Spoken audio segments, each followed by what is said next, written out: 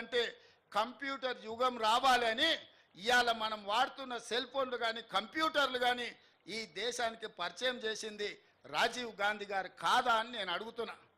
ఈరోజు శామ్ పిట్రోడా బతికే ఉన్నాడు. ఈ సాంకేతిక విప్లవం ప్రపంచంతో పోటీ పడే విధంగా ఇవాళ సిలికాన్ వ్యాలీని మనం నడిపిస్తున్నాం, అమెరికా ఆర్థిక వ్యవస్థను మనం శాసిస్తున్నాము అంటే సాంకేతిక విప్లవం ఈ దేశంలో తెచ్చింది రాజీవ్ గాంధీ. అందుకే ఈరోజు మనం ప్రపంచంతో పోటీ పడగలుగుతున్నాం.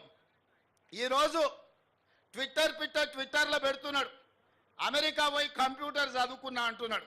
ఆ కంప్యూటర్ని పుట్టించింది ఈ దేశానికి పరిచయం చేసిందే రాజీవ్ గాంధీ సన్నాసి. లేకపోతే ఎక్కడో గుంటూరులో ఇడ్లీ కూడా అమ్ముకుంటూ తిరిగేటోనివి. ఎందుకంటే ఆడికి చదువుకుంటా అని పోయినావు కదా, నువ్వు ఆన్నే ఇడ్లీ కూడా అమ్ముకొని బతికేటోనివి. లేకపోతే రైల్వే స్టేషన్లో చాయ్ సమోసా అమ్ముకుంటా సిద్దిపేటలోనే ఉండేటోనివి. రాజీవ్ గాంధీ దేశానికి కంప్యూటర్ని పరిచయం చేసింది కాబట్టి నీ బతుకు ఒక కంప్యూటరు, ఒక ట్విట్టర్ అకౌంటు, ఒక ఐటీ మంత్రివైనవు. లేకపోతే ఐటీ శాఖనే ఉండేది కాదు.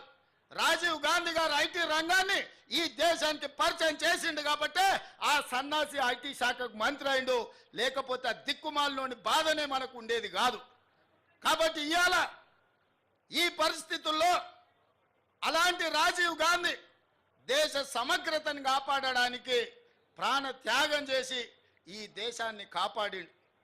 అంత గొప్ప వ్యక్తి విగ్రహాన్ని ఈరోజు సచివాలయం ముందల ట్యాంక్ బండ్ మీద పెడితే రాజీవ్ గాంధీ విగ్రహం ఎందుకు పెడతారని అడుగుతారా? ఎంత బలుపు మాటలు కార్యకర్తలారా, ఒకసారి ఆలోచన చేయండి. అధికారం పోయినా మదము దిగలేదు. గాంధీ కుటుంబాన్ని కుటుంబ పాలన అంటున్నారు. ఆ సన్నాసులకు చెప్పండి, రాజీవ్ గాంధీ గారు ప్రధానమంత్రిగా చనిపోయిన తర్వాత దాదాపుగా 15-20 ఏళ్ళు కాంగ్రెస్ అధికారంలో ఉంది. సోనియా గాంధీ గారు ఏ పదవి తీసుకోలే, కేంద్ర మంత్రి పదవి తీసుకోలే, ప్రధానమంత్రి పదవి తీసుకోలే. 2004 నుంచి 2014 10 సంవత్సరాలు బలమైన యూపీఏ ప్రభుత్వం ఉన్న సోనియా గాంధీ గారు, రాహుల్ గాంధీ గారు ఏ పదవులు తీసుకోలే. కేంద్ర మంత్రి పదవి కానీ ప్రధానమంత్రి పదవి కానీ తీసుకోలే. ఆనాడు రాజీవ్ గాంధీ గారు చనిపోయినాక దాదాపుగా 3 దశాబ్దాలుగా పైగా కాంగ్రెస్ పార్టీలో గాంధీ కుటుంబం ప్రధానమంత్రి, కేంద్ర మంత్రి పదవి తీసుకోలేదు. పదవి త్యాగం అంటే వాళ్ళని చూడాలి, ప్రాణ త్యాగం అంటే వాళ్ళని చూడాలి, స్వతంత్ర పోరాటం అంటే ఆ కుటుంబాన్ని చూడాలి. మోతీలాల్ నెహ్రూ, పండిత్ జవహర్లాల్ నెహ్రూ స్వతంత్రం కోసం పోరాటం చేసి ఈ దేశానికి స్వతంత్రం తెచ్చినోళ్ళు.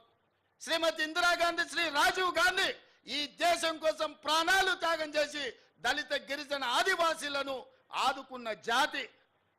సోనియా గాంధీ, రాహుల్ గాంధీ పదవి త్యాగం చేసి మన్మోహన్ సింగ్, పివి నరసింహారావు లాంటి మేధావులను ఈ దేశానికి ప్రధానమంత్రులుగా పరిచయం చేసింది.